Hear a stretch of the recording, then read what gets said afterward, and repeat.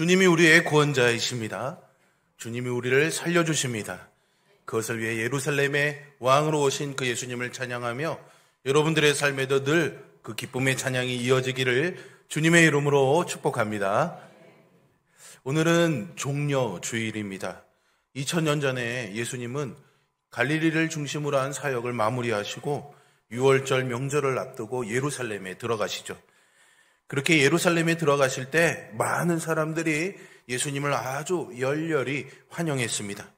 요한복음 12장 13절의 말씀을 보시면 사람들이 모두 손에 종려나무 가지를 가지고 호산나 찬송하리로다.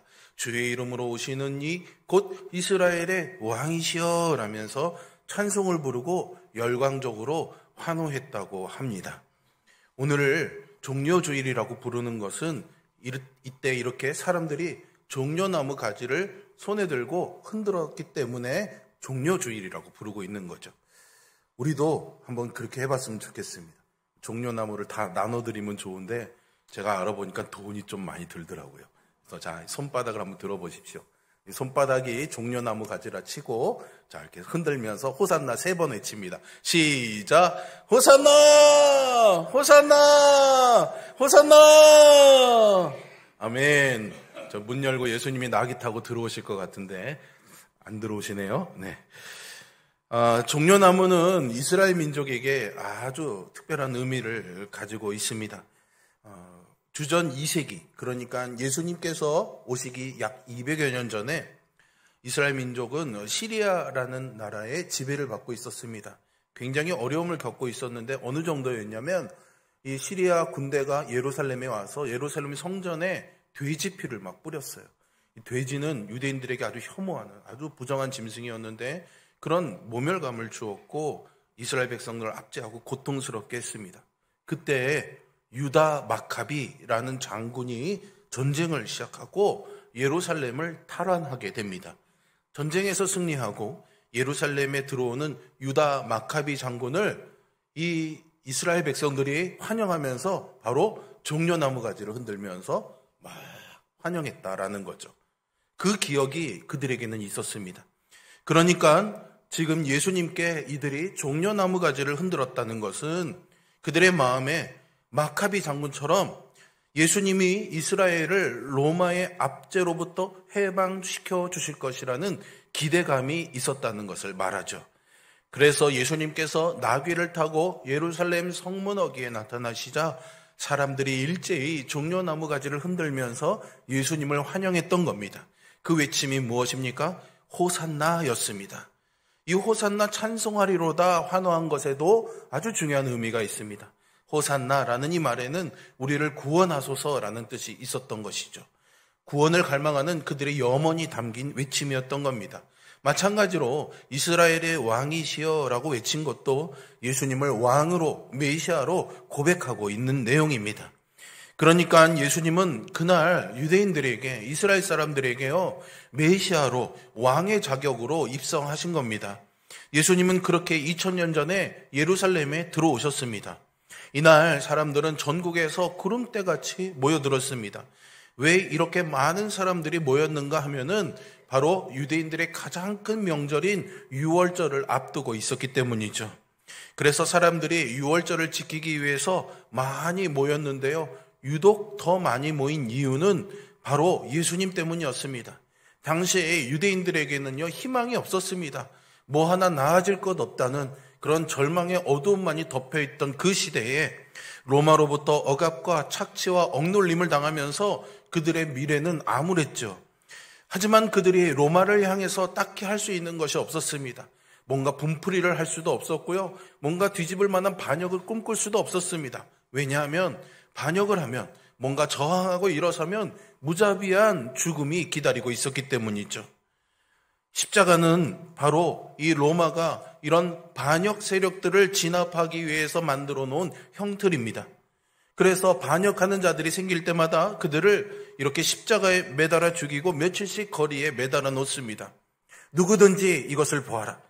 로마에 반역하게 되면 이렇게 된다라는 그런 위협이었던 것이죠. 그러니 힘이 약한 이스라엘 백성으로서는 달리 방법이 없었습니다. 그런 환경 속에서 유대인들의 유일한 낙이라면은 바로 이렇게 명절 때 모여서 구원을 갈망하며 하나님께 예배하는 것, 제사하는 것 뿐이었죠. 그렇게 그 당시의 사람들은 오직 하늘만 바라보며 살았습니다. 하나님이 우리를 구원해 주셨으면, 우리에게 약속하신 그 메시아를 빨리 보내주셨으면 하는 그런 바람이 가득해 있었던 것이죠. 로마는 너무 컸고 작은 약소 민족으로서 이스라엘에게는 다른 방법이 없었기 때문입니다. 그러니 그들 모두는요, 오리라고 약속된 그 메시아가 강력한 힘을 가지고 언제 나타날까 기대하고 있었습니다. 지금쯤 그 메시아가 나타나 준다면 얼마나 좋을까?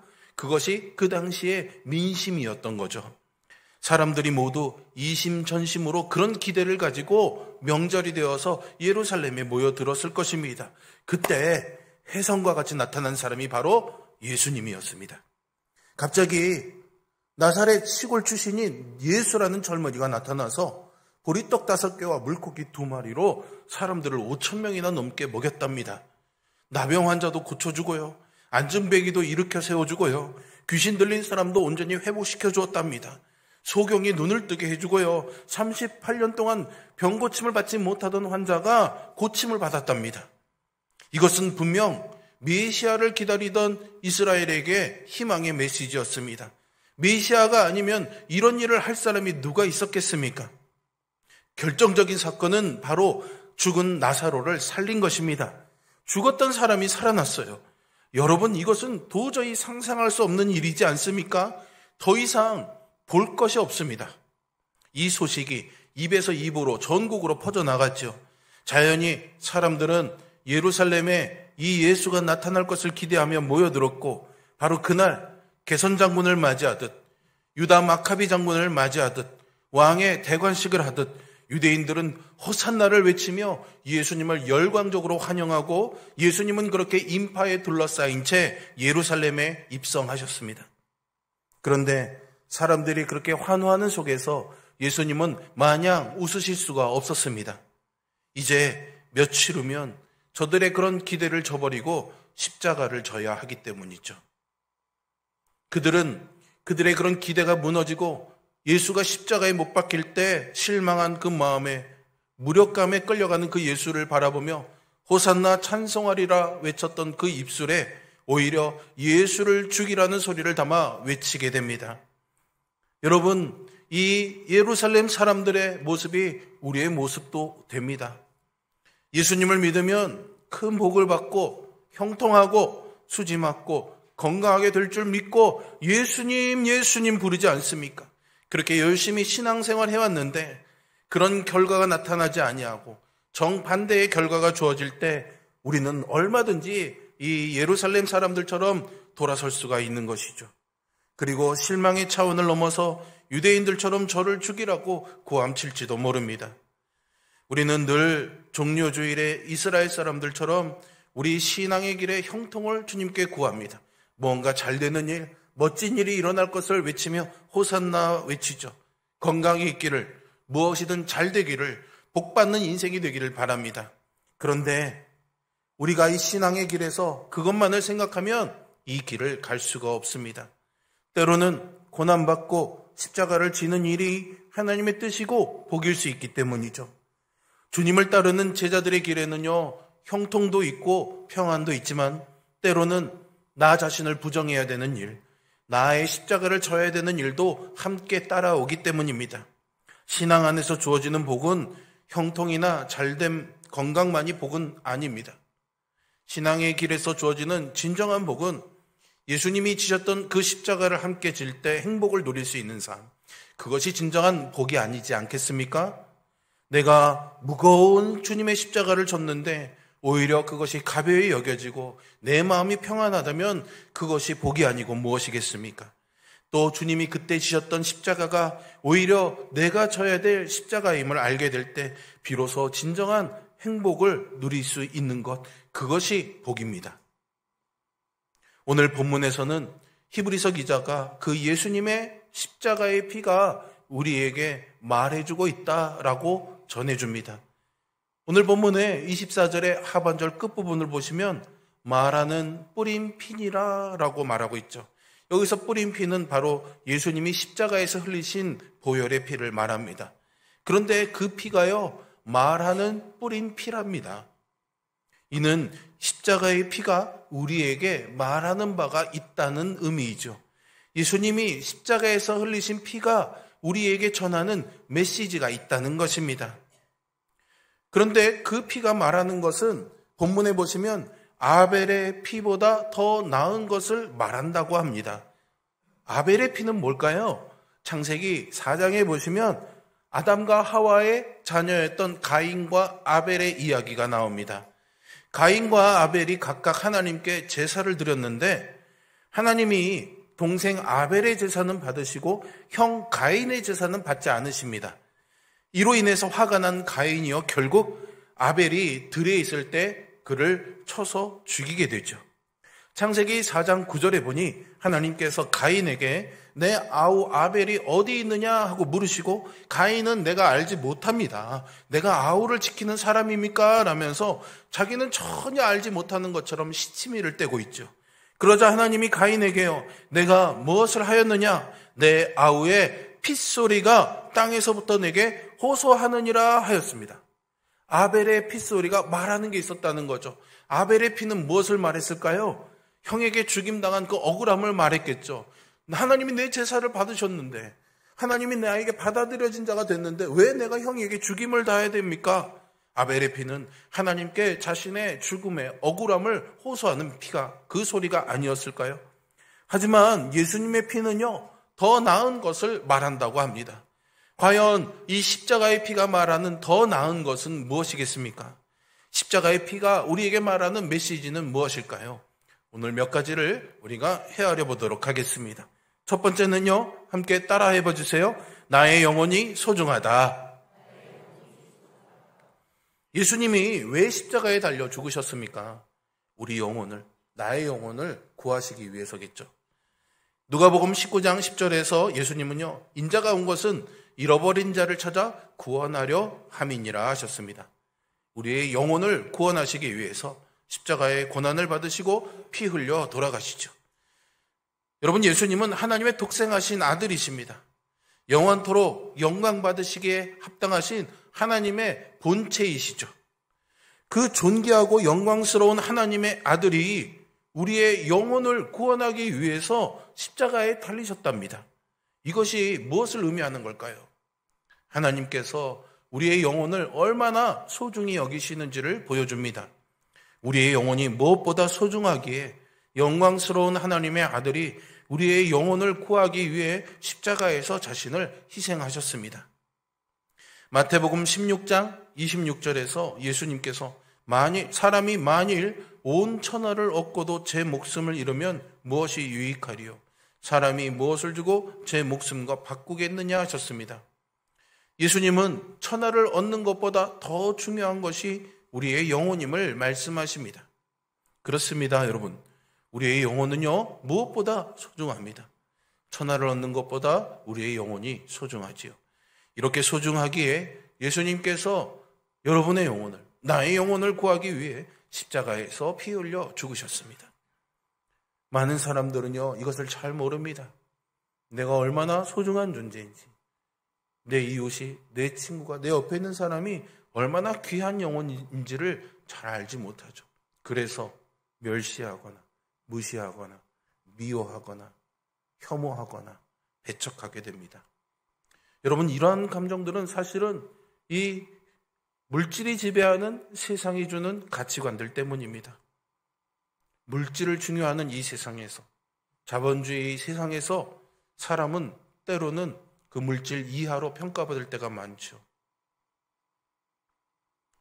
다윈의 진화론은 생물적 진화의 과정에서 우월한 종이 열등한 종을 이겨낼 때 진화가 이루어진다고 봅니다. 즉, 열등한 종은 사라지고 우수한 종이 살아남아서 진화가 된다는 것인데, 인간도 이런 진화의 과정을 거쳐오면서 문명인이 그렇지 못한 야만인들을 제거하는 과정을 통해서 더 고등한 세상, 그것을 만들어간다라고 주장하죠. 2차 세계대전의 주범이었던 히틀러는요, 이러한 진화론을 따르는 사람이었습니다. 그래서 열등한 민족으로 여겨졌던 유대인들을 제거해야 될 대상으로 생각했고요.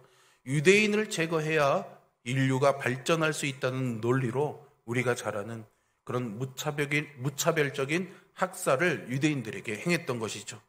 잘못된 인간 이해가 어떤 비극을 가져오는지 잘 보여주는 대표적인 예라고 할 수 있습니다.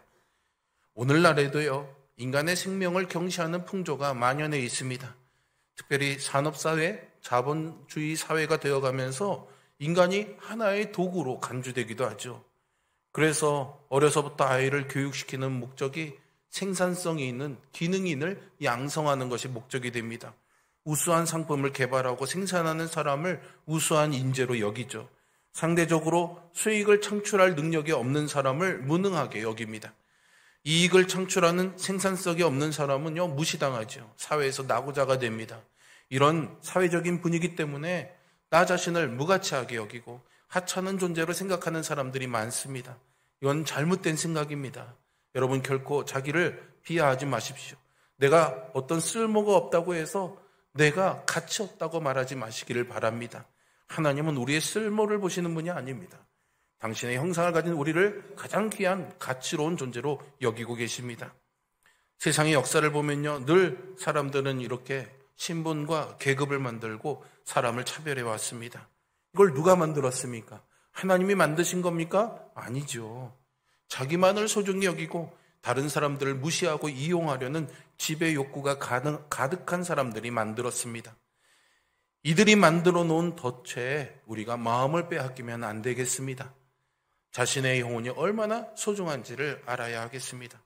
하나님의 아들이신 예수님은 우리의 영혼을 살리기 위해 자신의 생명을 내어주셨습니다. 그리고 십자가의 고난을 감수하셨죠. 그러니 여러분들의 영혼은 소중합니다. 또 한번 해볼까요? 두 손을 가슴에 모으고요. 눈을 한번 감아보세요. 자기의 이름을 넣어서 땡땡아 누구누구야 너는 소중하다. 이렇게 한번 해보겠습니다. 시작. 이루야 너는 소중하다. 자, 이제 옆에 있는 분에게 그분의 이름을 아시면 이름 불러주시고 모르시면 당신은 해서 당신의 영혼은 소중합니다. 시작. 소중합니다. 네, 그렇습니다. 여러분은요, 예수님이 생명을 주신 만큼 소중한 존재입니다. 그 어떤 것도 그 가치를 폄하하거나 주님의 사랑에서 끊어놓을 수 있는 것은 아무것도 없습니다. 그러니 이것을 잘 기억하며 나 자신을 하나님에게서 소중히 여김받는 영혼이라는 사실을 잊지 말고 살아가시기를 바랍니다. 두 번째는요, 한번 또 따라해 볼까요? 나는 무서운 심판을 받을 수밖에 없는 죄인이다. 네, 예수님의 십자가는요, 우리의 영혼의 소중함을 일깨워 줄 뿐만이 아니라 우리가 얼마나 심각한 죄의 문제를 가지고 있는지도 알려주고 있습니다. 죄가 어떤 결과를 가져다 주었는지 우리는 알아야 합니다. 결론적으로 죄는 하나님과의 관계를 단절했습니다. 사람과의 관계를 깨뜨렸지요. 자연과의 관계를 파괴했습니다. 하나님이 우리를 창조하실 때 하나님의 형상으로 창조하셨습니다. 하나님이 지니신 사랑과 거룩함과 의로운 속성을 우리에게도 주셔서 하나님과 인격적인 사귐을 갖도록 하신 거예요. 그래서 우리는 하나님과 이런 인격적인 관계, 그것을 맺고 사귐을 가질 때 하나님과 더불어 살면서 하나님이 주시는 복을 누리게 됩니다. 그런데 그만 아담과 하와가 하나님이 금하신 금단의 열매를 따먹음으로 죄를 범하게 되고 에덴 동산에서 쫓겨나고 그로 인해서 하나님과의 관계가 단절되었습니다. 이때부터 인간은 어디로 가야 할지, 무엇을 위해 살아야 할지를 모른 채 방향과 목적을 상실하며 방황하지요. 생명의 근원이신 하나님을 떠나면 방황할 수밖에 없고 무의미한 인생을 살아갈 수밖에 없습니다. 인생의 회의에서 벗어날 수가 없는 것이죠. 아담과 하와가 범죄했을 때 하나님과의 관계만 깨어진 것이 아닙니다. 사람과의 관계도 깨어집니다. 아담이 자신의 갈빗대로 만든 하와를 보았을 때 뭐라고 말합니까? 이는 내 뼈 중에 뼈요, 살 중에 살이로다 고백하면서 한 몸처럼 살았던 것이죠. 그랬던 아담이 범죄한 후에 그 죄의 책임을 하와에게 전가하면서 이렇게 말합니다. 하와가 나에게 열매를 주어 내가 먹었나이다. 그리고 아담과 하와 사이에서 태어난 가인과 아벨, 그 형제 사이에 비극이 일어나죠.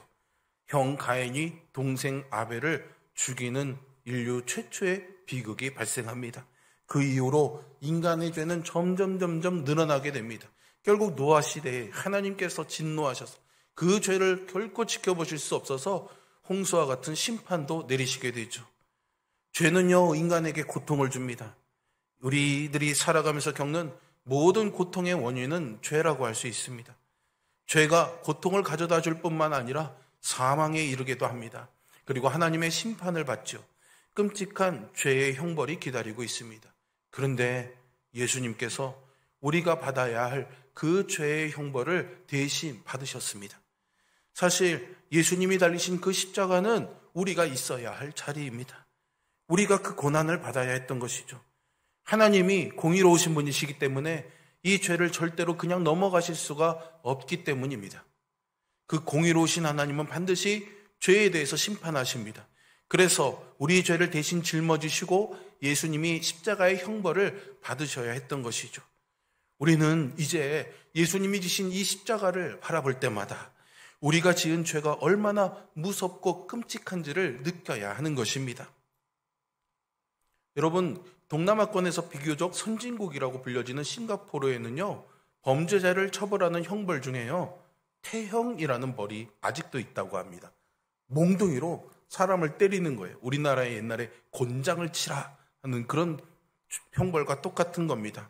대부분의 나라에서는 이 형벌들이 아주 혐오하고 위험한 형벌이어서 폐지가 되었는데요. 싱가포르를 비롯한 아직도 한 22개국 정도에서는 이 태형이 남아있다고 합니다.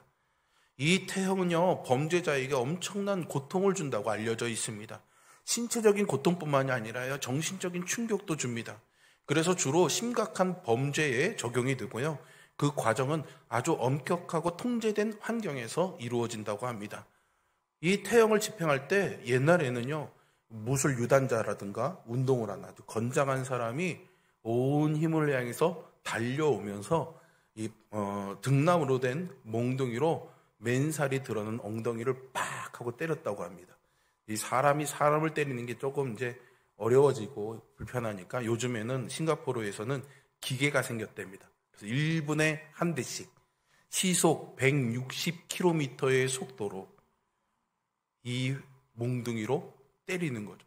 이게 사진도 있고 영상도 있는데요. 제가 안 올렸습니다. 너무 끔찍하더라고요. 이 직접적으로 피부에 충격을 가하기 때문에 살이 바로 터지고 피가 나오죠. 그래서 태형을 하고 난 이후에 치료에는 최소한 일주일 이상이 걸리고요. 태형 후에 남은 흉터는 거의 평생을 간다고 합니다.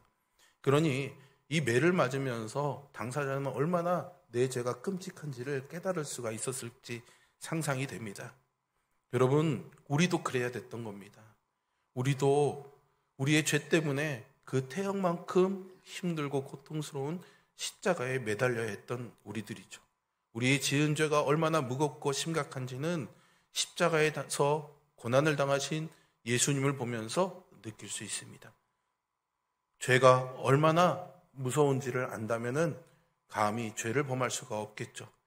죄가 얼마나 무섭고 끔찍한지를 깨닫지 못하기 때문에 죄를 가벼이 여기는 것입니다. 우리가 이 십자가의 고통을 열의 하나라도 이해한다면 죄에 대해서 이전과 다르게 반응할 수밖에 없겠죠. 죄를 싫어하고 혐오할 수밖에 없습니다. 여러분, 우리 모두가 예수님이 십자가에서 당하신 고난을 생각하며 우리의 죄가 얼마나 심각한지 깨닫고 이 죄와 멀리할 수 있는 그런 삶을 살아가기를 바랍니다. 세 번째입니다. 이것도 한번 따라해 보실까요? 내가 너를 이처럼 사랑한다. 예, 십자가의 피가 말하는 것은요, 하나님의 사랑을 말해주고 있습니다. 하나님이 우리를 사랑하십니다. 그래서 우리를 구원하시려고 독생자 예수 그리스도를 보내주셨죠. 하나님에게 예수님은 어떤 존재일까요? 성부, 성자, 삼위, 우리가 아까 예배 전에 불렀던 찬양처럼 한 분이신 하나님의 하나이십니다. 그러니 하나님에게는 가장 소중한 분이고 한 몸과 같은 분이겠죠. 하나님이 그런데 우리를 구원하시기 위해 그 독생자 예수를 이 땅에 인간의 모습으로 보내셨습니다. 이것은 하나님이 우리를 얼마나 사랑하는지를 보여주고 있는 것이죠. 그래서 바울은요, 로마서 5장 8절에서요, 우리가 아직 죄인 되었을 때 그리스도께서 우리를 위하여 죽으심으로 하나님께서 우리에 대한 자기의 사랑을 확증하셨다라고 증언합니다. 우리는 이렇게 예수님의 십자가를 바라볼 때 내가 너를 이처럼 사랑한다라는 하나님의 음성을 들을 수 있어야 합니다. 예수님이 십자가에 오르신 그 과정을 보면 정말 견디기 힘든 고난의 연속이었습니다. 십자가형을 집행하는 로마 군인의 손에 넘어갔을 때는 굴욕적인 수치를 당하기도 하시죠. 욕을 듣고요, 침뱉음을 당하고요, 뺨을 맞고요, 놀림을 당하게 됩니다. 여러분, 욕 먹고 침뱉음 당하고 뺨 맞고 놀림 당하는 거, 이 중에 하나만 여러분들 당해도 못 참지 않습니까? 수치스럽고 굴욕스럽죠. 그런데 예수님께서 그것을 감당하셨습니다. 채찍에도 맞으셨죠. 여러분들이 영상이나 여러 설교에서 들으셔서 아시겠지만 이 채찍의 끝에는요, 날카로운 조각들, 갈고리 같은 것들이 있어서 한번 채찍에 맞을 때마다 그것이 살을 파고들고 채찍을 당기면 살들이 다 찢어져 나갔던 겁니다. 살인적인 고통이죠. 그런데 예수님은 그것을 참으셨습니다. 거의 탈진한 몸으로 골고다 언덕에 올라 두 손과 두 발에 못이 박힌 채 십자가 형틀에 매달리죠. 여러분, 양손을 못이 박혀서 매달린 그 고통도 큰데 점점 힘이 떨어져서 몸이 아래로 처지기 시작하면 이 양팔이 가슴을 당기게 되어서 이 안에 흉부가 압박이 돼서 숨을 쉴 수가 없게 됩니다.